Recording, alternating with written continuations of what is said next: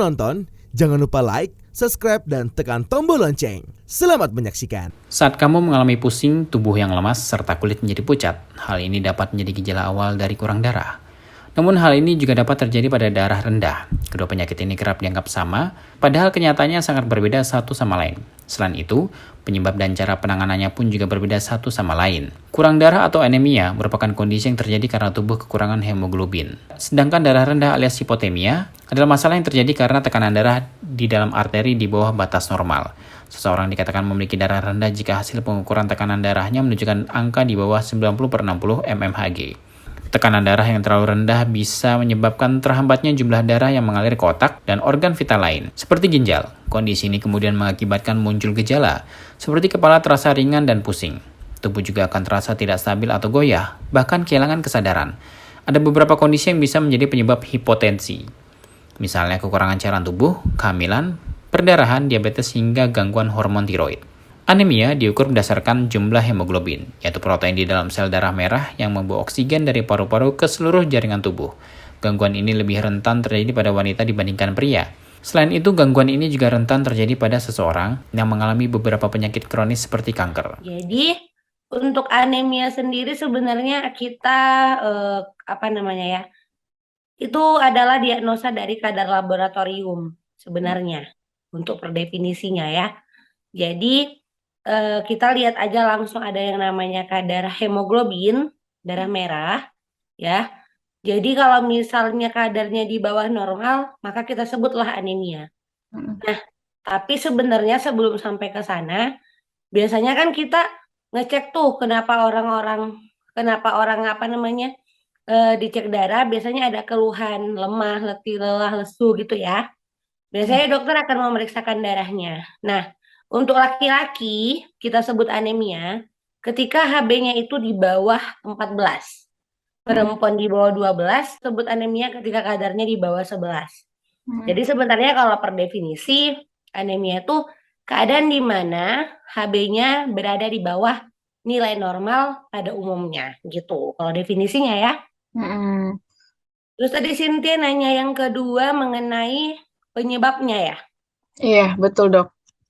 Iya. Nah, kalau penyebabnya Cynthia sebenarnya ada banyak sekali pengklasifikasiannya. Jadi yang namanya anemia itu kan kita melihatnya dari hemoglobin.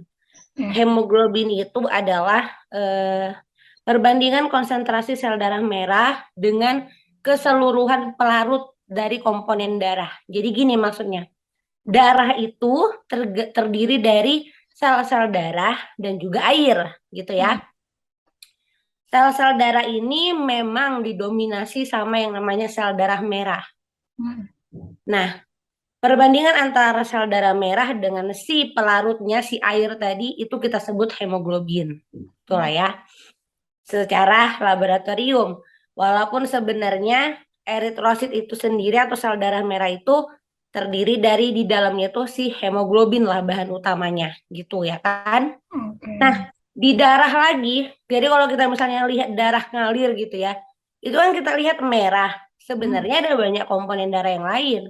Ada sel darah putih, ada keping darah yang memang jumlahnya tidak sebanyak sel darah merah.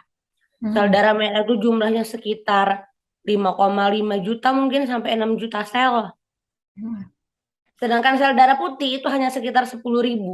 Bayangin ya perbedaannya. Makanya warna darah kita bukan putih, ya kan? Dan bukan biru juga, ya kan? Tapi memang merah, karena memang didominasi sama sel darah merah. Nah, jadi kalau ditanya, kenapa orang bisa anemia? Itu banyak sekali. Bisa kita logikakan. Yang pertama, kenapa dia bisa anemia? Satu, kalau pembentukan sel darah merahnya kurang. Ya, pembentukan sel darah merah kurang ini paling sering memang adalah karena defisiensi atau kekurangan zat-zatnya gitu. Zat-zat pembentuknya.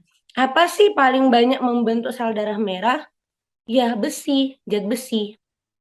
Dan protein-protein yang penting dalam pembentukan hemoglobin gitu. Nah, yang kedua, paling sederhana lagi. Apa yang bisa buat orang anemia? Kalau yang keluar banyak. Misalnya ada wanita hamil gitu ya, ada wanita sedang melahirkan, dia perdarahan, atau Cynthia lihat di jalan ada orang kecelakaan, ya kan? Darahnya banyak keluar ngucur-ngucur berliter-liter. Ya wajar lah di anemia, karena banyak yang keluar, gitu kan? Baik gangguan darah rendah maupun kurang darah perlu mendapatkan perhatian yang tepat dan jangan pernah dianggap sepele.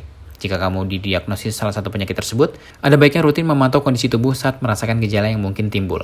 Jangan tunda untuk melakukan diagnosis jika gejala yang telah disebutkan kerap terjadi dalam waktu yang lama. Tim Eljon Media melaporkan.